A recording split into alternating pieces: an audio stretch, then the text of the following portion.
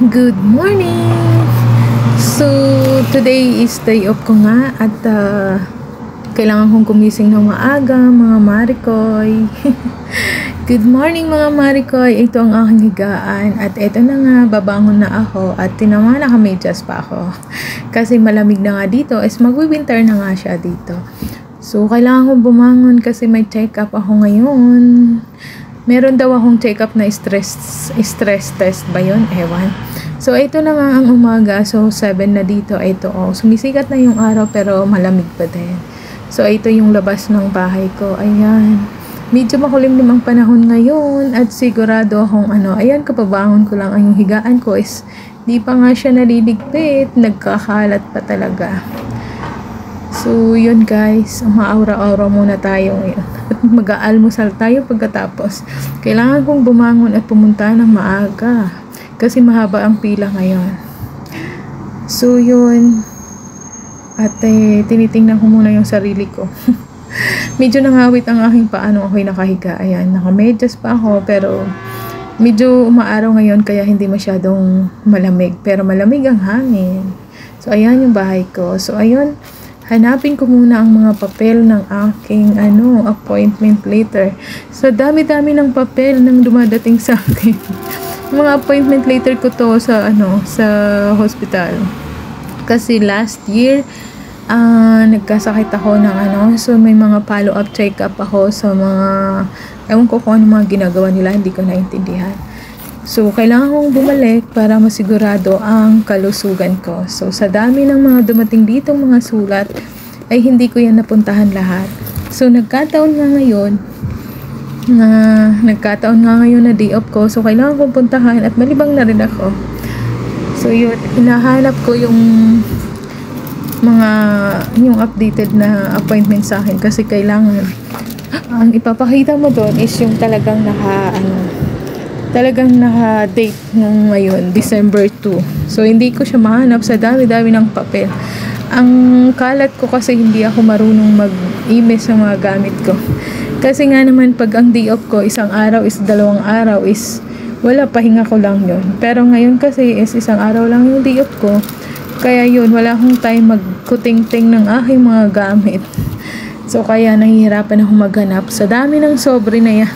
So, ayan, nakita ko na nga yung appointment letter ko ngayong araw. So, kailangan kong ihanda yan at mag-prepare muna ako para makaalis ako ng maaga.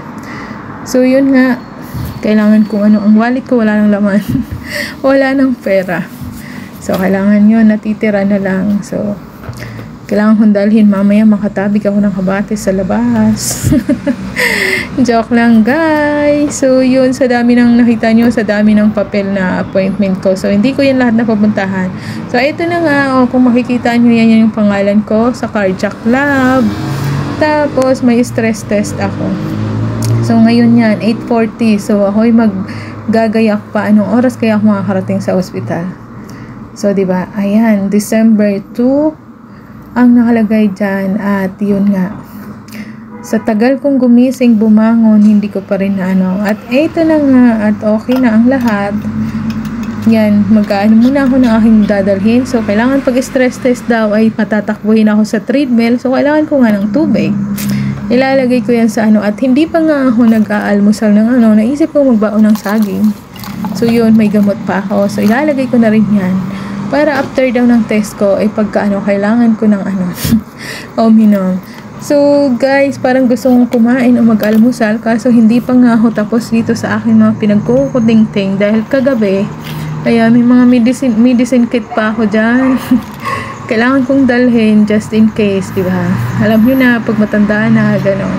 So, ayun na nga, naisipan kong kumain kasi parang nagugutom ako at saka sa haba ng pila doon, baka nga magutom ako. So, kaya susubo muna ako, kakain muna ako para kahit mahaba ang pila doon sa ospital is meron akong may laman yung tiyan ko. So, ito na nga, kain muna tayo. So, ang lagay niyan, ang kanin ko is kunti lang. Ang lagay niyan, hindi na ako maliligo niyan. Diretso bis na lang kasi anong oras lang ako nagising. Ayan yung tirang ulam ko kagabi. Talagang hinati ko talaga yung ulam ko kasi alam kong may lakad ako ngayong araw. So, ayan, yung kalahati kagabi, inulam ko, kalahati kong almusal ngayon. So nga pala mag-aalas 9 na, ang aking appointment is 8:40. So mag-aabang pa ako, magbibihis pa ako. So 'di ba? Ang galing ng aking appointment. Hindi ako gumising ng maaga. Ang aga-aga kasi medyo malamig pa dito, kaya tinatamad akong bumangon ng ganun kaaga. So ayang kinakain ko malamig yan, hindi ko na ininit sa microwave at ay magtatagal pa nga tayo. So ayun na guys, nakabihis na ako, ganyan ang itsura ko na hindi ako naligo dyan. Pagkabalik ko na lang ay saka ako maliligo. So ayan, dahil matagal pa yung bus, naisipan ko munang picture dyan or kung ano man. Kasi ayoko magabang sa bus, ay sa labas ng bus.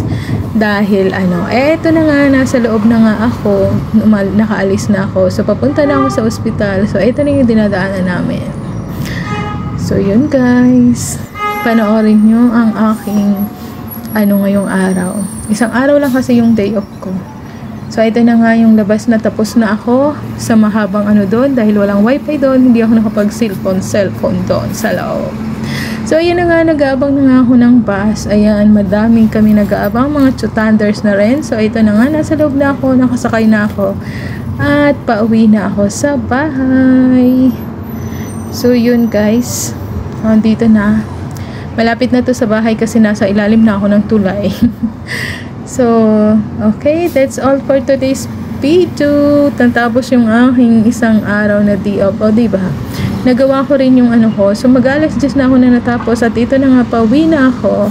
At ito, naisipan ko uli na kasi napadaan kami sa ganito. Sana, bumaba pala ako dito para